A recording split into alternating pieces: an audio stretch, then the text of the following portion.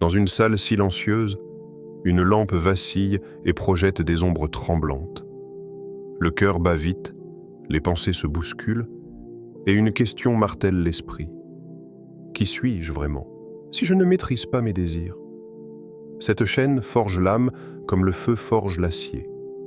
Ici, chaque mot est un coup de marteau, chaque récit une étincelle, chaque verset une flamme qui éclaire l'obscurité intérieure. En vérité, c'est dans le rappel d'Allah que les cœurs trouvent la quiétude. Sourate Ar-Ra'd 28. Ces mots ne sont pas une simple promesse, mais une réalité spirituelle inscrite dans la nature même de l'homme. Le cœur humain est une mer agitée par les vents de l'inquiétude, par les vagues des désirs, par les tempêtes des peurs. Le rappel d'Allah dhikrullah est l'ancre qui stabilise ce cœur et l'empêche de se briser sur les récifs de la vie. Ibn Qayyim disait « Le cœur ne connaît la paix que lorsqu'il est en compagnie de son Créateur. Sans ce lien, même les plus grandes richesses deviennent lourdes, et même les plus doux instants perdent leur goût. Mais avec lui, la pauvreté devient patience, et l'épreuve devient purification. Quiconque place sa confiance en Allah, il lui suffira. » Sourate At-Talaq 3. Le tawakkul n'est pas un simple mot à prononcer. C'est une construction intérieure, une citadelle invisible. Placer sa confiance en Allah, c'est croire que sa sagesse dépasse la tienne, que sa miséricorde te guide même là où tes yeux ne voient que l'obscurité. Al-Ghazali expliquait que le tawakkul est comme l'enfant qui s'abandonne dans les bras de sa mère. Il ne demande pas d'où viendra le lait, il ne s'inquiète pas de l'avenir, car il sait que la source de son bien est dans des mains qui ne trahissent jamais. Alors demande-toi, ton cœur se repose-t-il dans la confiance ou se consume-t-il dans l'angoisse? Le Coran ne promet jamais une vie sans douleur, sans perte, sans difficulté. Bien au contraire, Allah annonce clairement « Nous vous éprouverons certes par un peu de peur, de faim, de diminution de biens, de personnes et de fruits, et fait la bonne annonce aux endurants. » Sourate Al-Baqarah 155. Les épreuves ne sont pas des signes d'abandon, elles sont des invitations à revenir à celui qui détient toutes choses. Ibn Taymiyyah disait « Qu'ai-je à craindre?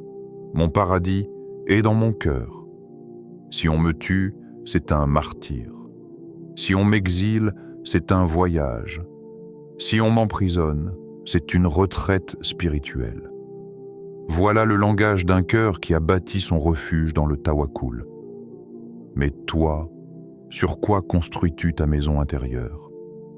Est-ce sur le sable des illusions, ces promesses de ce monde qui s'effritent à la première tempête, ou sur le roc solide de la foi? Une maison bâtie sur les illusions s'écroule au moindre souffle. L'argent disparaît, les amis s'éloignent, la santé se brise. Mais une maison bâtie sur Allah ne s'écroule jamais, car sa force est éternelle, et sa lumière n'est jamais éteinte. Lorsque tu poses ton front sur le sol dans la prière, ton cœur se libère. Lorsque tu fais le dhikr, tes chaînes se brisent une à une. Quand tu ouvres le Coran, ce ne sont pas seulement des lettres que tu lis, mais une parole vivante qui descend sur ton cœur comme elle descendait sur le prophète. Alors pose-toi cette question. Si Allah scrutait ton cœur aujourd'hui, y trouverait-il la forteresse du tawakkul ou les fissures des illusions du monde? Le prophète a dit « Le fort n'est pas celui qui terrasse les gens, mais celui qui se maîtrise lorsqu'il est en colère. » Sahih Bukhari, Sahih Muslim. Ces mots sont une révolution silencieuse dans un monde où la force est souvent mesurée par la domination extérieure. En vérité, le véritable champ de bataille est intérieur, là où l'ennemi le plus redoutable se cache. Ton nafs, cette bête indomptée qui réclame toujours plus, qui crie, qui s'emporte, qui justifie ses passions sous des habits trompeurs. Maîtriser son âme, c'est combattre sans armes, sans spectateurs, dans une arène où tu es à la fois le guerrier et l'adversaire. Ibn Qayyim disait « Dompter son âme est plus difficile que dominer ses ennemis. » Pourquoi? Parce que ton âme connaît tes faiblesses, elle murmure à tes blessures, elle exploite tes manques. Et si tu lui cèdes, elle devient ton maître, t'entraînant vers la chute. Regarde un instant ta colère. Elle naît comme une étincelle, puis elle s'enflamme, envahit tes paroles, alourdit ton souffle, contracte ton visage. Elle transforme en un instant le doux en brutal, l'ami en adversaire, la paix en chaos. La colère est une illusion de puissance, mais en réalité, elle révèle ta faiblesse. Car celui qui crie n'est pas maître de lui-même, celui qui frappe est prisonnier de son impulsion. Le silence dans l'instant de la colère est plus lourd qu'un coup d'épée, plus puissant qu'une victoire extérieure. As-tu déjà mesuré ta force non pas au bruit que tu fais, mais au calme que tu maintiens? L'ego, ce compagnon invisible, se nourrit de colère. Il se nourrit aussi de jalousie, de fierté mal placée, de désir incontrôlé. Il chuchote « Tu as raison, défends-toi, ne cède pas, impose-toi. » Et toi, si tu n'as pas dressé ton âme, tu deviens l'esclave de ce chuchotement. Ibn Taymiyya disait « Le véritable prisonnier est celui dont le cœur est captif du désir. » Quelle est ta liberté si tu ne peux retenir ta langue d'un mot blessant, ton regard d'un interdit, ta main d'une injustice? Quelle victoire est-ce si ton nafs te mène comme une laisse mène un chien? Alors pose-toi cette question. Que reste-t-il de toi quand la colère s'éteint? Quand le tumulte retombe? Quand tes poings se desserrent? Quand ta voix redevient calme? Que vois-tu dans ton cœur? Des regrets qui te rongent ou une sérénité née de la maîtrise? Ibn al-Ghazali comparait l'âme à un cheval fougueux. Si tu ne tiens pas les rênes, il te jette dans le précipice. Mais si tu le guides, il te mène vers les hauteurs. As-tu dompté ton ego, ou est-ce lui qui te mène vers les abîmes? Dans ce combat, il n'y a ni armée, ni drapeau, ni spectateur. Personne ne voit tes victoires intérieures, personne ne célèbre tes défaites intimes. Mais Allah voit, et lui seul connaît la vérité de ton jihad intérieur. Chaque instant de retenue, chaque silence au lieu d'une parole dure, chaque pardon arraché à ton ego est un triomphe écrit dans ton livre. Le prophète disait « Celui qui se tait obtient le salut ». Le silence devant la colère, voilà l'épée invisible qui tranche les chaînes du nafs. Souviens-toi de Umar ibn al-Khattab radiyallahu anhu. Son nom seul suffisait à faire trembler les cœurs. Avant l'islam, il était redouté pour sa dureté, sa force et sa détermination implacable. Les récits rapportent qu'il était prêt à tuer le prophète avant que la lumière d'Allah ne se pose sur son cœur.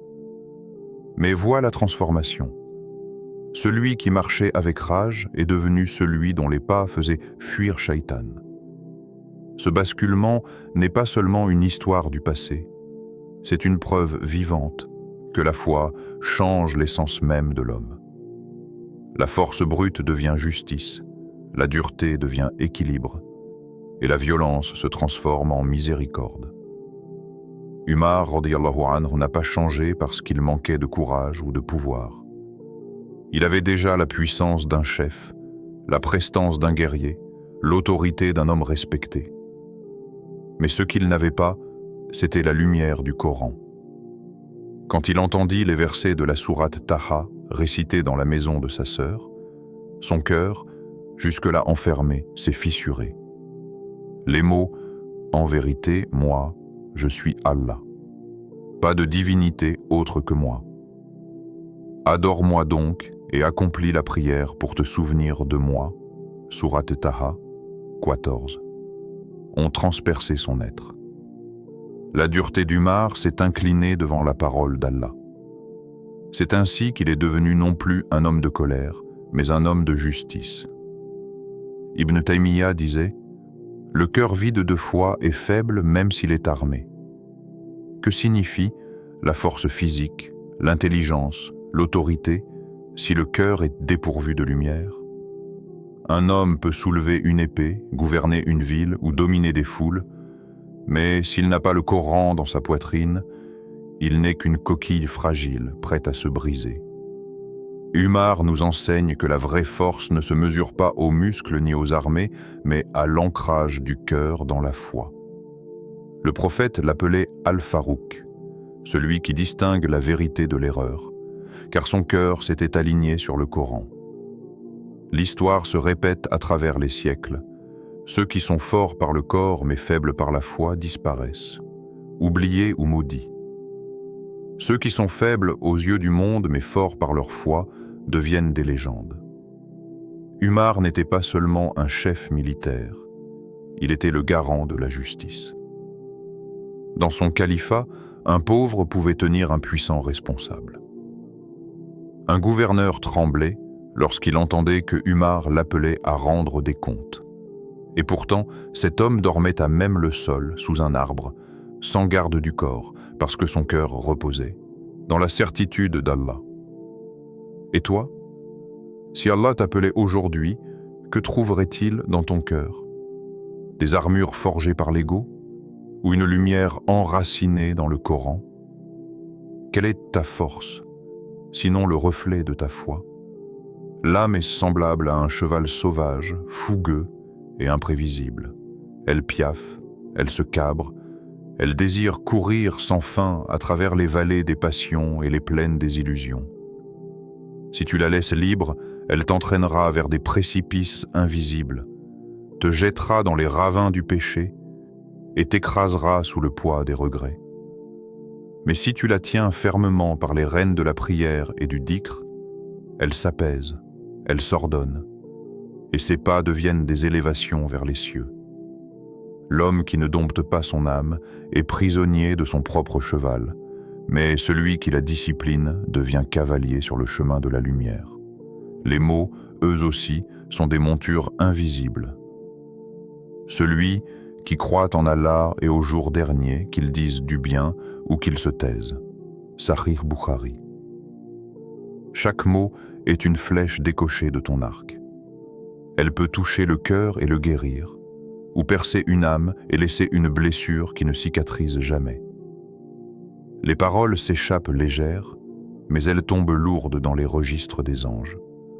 Un compliment sincère peut relever un cœur brisé, une parole douce peut apaiser une colère, une invocation peut ouvrir des portes dans les cieux. Mais un mot cruel, un sarcasme, une calomnie peuvent devenir des chaînes que tu porteras au jour du jugement. Ibn al-Ghazali rappelait « La langue est un lion. Si tu la libères, elle te dévorera. » Que de familles détruites par des paroles lâchées sans réflexion. Que de cœurs brisés par des mots crachés dans l'ivresse de la colère. La langue est petite par sa taille, mais immense par ses conséquences. Le prophète a dit « L'homme peut prononcer une parole qui plaît à Allah sans y prêter attention, et Allah l'élève grâce à elle. Et il peut prononcer une parole qui déplaît à Allah sans y prêter attention, et il tombe à cause d'elle dans l'enfer. » Sahih Bukhari, Sahih Muslim. Alors, que restera-t-il de tes paroles au jour du jugement? Des blessures laissées derrière toi, éparpillées comme des éclats de verre dans le cœur des autres? Ou des invocations lumineuses, des prières secrètes, des paroles de bienfaisance qui t'accompagneront comme une armée de lumière devant Allah? Chaque phrase est une trace, chaque syllabe une empreinte, chaque souffle une graine qui poussera dans l'éternité. L'âme et la langue se ressemblent. Toutes deux réclament une bride, toutes deux ont besoin de discipline. La langue indomptée se déchaîne et détruit. L'âme indomptée s'égare et se perd. Mais quand elles sont tenues par le Coran et la prière, elles deviennent instruments d'élévation. L'âme devient une monture vers le paradis, la langue une plume inscrivant des prières dans le livre éclatant. Et toi, es-tu cavalier de ton âme ou prisonnier de ta monture? Chaque souffle que tu prends est une dette envers Allah. Chaque battement de ton cœur est un rappel silencieux que ton temps est compté. Le prophète a dit « Les actions ne valent que par leurs intentions ». Sahih Bukhari, Sahih Muslim. Alors qu'est-ce que ton cœur cache dans ses profondeurs? Derrière tes gestes, tes sourires, tes prières, quelles sont les véritables intentions qui dirigent ta vie, ta vie? Car le jour viendra où les masques tomberont, où la vérité intérieure sera dévoilée, et où ton âme se tiendra nue devant son Créateur. La vie est un marché où tu dépenses chaque jour ta monnaie, ton temps, tes forces, tes paroles, tes rêves. Certains échangent leurs jours contre des plaisirs passagers, d'autres contre des illusions d'honneur ou de pouvoir. Mais rares sont ceux qui investissent leur souffle dans l'éternité. Ibn Qayyim disait « La vie de ce monde n'est qu'un souffle qui s'échappe. Celui qui le consacre à Allah l'a sauvé, et celui qui le gaspille l'a perdu. » Aujourd'hui, tu vis, mais demain, tu pourrais être porté par 4 hommes, enveloppés dans un linceul, et ton marché serait clos à jamais. Qu'auras-tu accumulé dans ton livre? Les versets du Coran te rappellent l'urgence. Quiconque place sa confiance en Allah, il lui suffira. Sourate At-Talaq 3. Mais quiconque place sa confiance dans ce monde, dans ses biens ou dans ses désirs, sera abandonné à leur fragilité. Les empires s'écroulent, les corps vieillissent, les amitiés se brisent, mais celui qui s'accroche au Coran trouve une corde qui ne se rompt jamais. Le prophète a dit « Je vous ai laissé 2 choses. Tant que vous vous y accrocherez, vous ne vous égarerez jamais. Le livre d'Allah et ma sunna. » Muwatta Malik.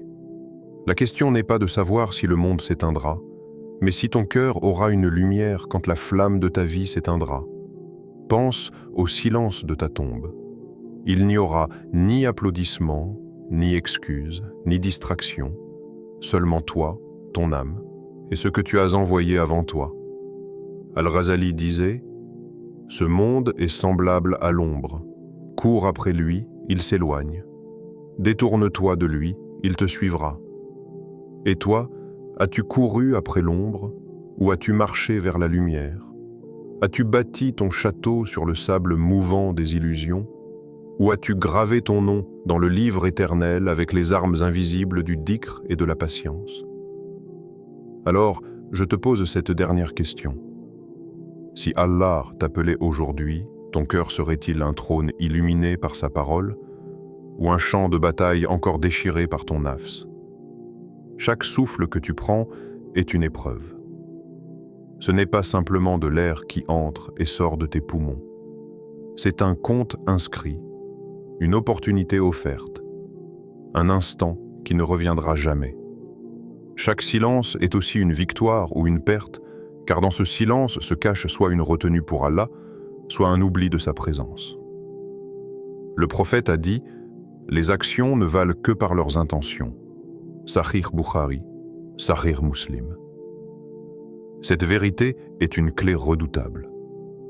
Tu peux prier et ton cœur être absent. Tu peux parler et ta langue être vide. Tu peux agir et ton intention être pour autre qu'Allah. Mais si ton intention est pure, même un sourire devient adoration, même une larme devient lumière, même une douleur devient expiation. Le chemin de l'homme est pavé de ténèbres, d'incertitudes, de lutte contre lui-même. Mais la pureté de l'intention est comme une torche qui éclaire, même au milieu des abîmes. Quiconque place sa confiance en Allah, il lui suffira. Sourate At-Talaq 3. Ces mots ne sont pas des ornements, mais une promesse divine. L'homme qui se dépouille de ses illusions et s'accroche à Allah trouve une force que les épreuves ne brisent pas. Ibn Taymiyyah disait « Qu'ai-je à craindre? Mon paradis est dans mon cœur. » Voilà l'état de celui qui a purifié son intention. Même enfermé, même brisé, il porte un royaume de sérénité dans sa poitrine. Mais toi, où est ton intention? Est-elle dans la recherche de l'ostentation, dans le regard des hommes, dans la satisfaction de ton ego? Où est-elle dans le regard d'Allah, celui qui sait ce que cachent les poitrines? Le prophète nous a avertis. Les gens seront ressuscités selon leurs intentions. Ibn Majah. Imagine un instant. Si ta vie s'arrêtait aujourd'hui, qu'est-ce qui guiderait ta résurrection? Une intention pure, forgée par le dhikr et la prière, ou une intention corrompue, nourrie par la colère, l'orgueil ou l'oubli? Chaque parole prononcée sera comptée, chaque silence sera pesé, chaque geste sera dévoilé. Al-Ghazali disait « Celui dont la fin est bonne, toute sa vie sera considérée comme bonne. La fin est le sceau qui révèle l'intérieur. Et nul ne sait comment sera sa dernière heure. Voilà pourquoi chaque instant est une préparation, chaque jour est une répétition, chaque nuit est un rappel. » Alors je te pose une dernière question, celle qui transperce l'âme et ne laisse pas le cœur en paix. Et si Allah t'appelait aujourd'hui, ton cœur serait-il un trône de lumière où résonne son nom, ou un champ de bataille encore en flammes, consumé par ton nafs indompté?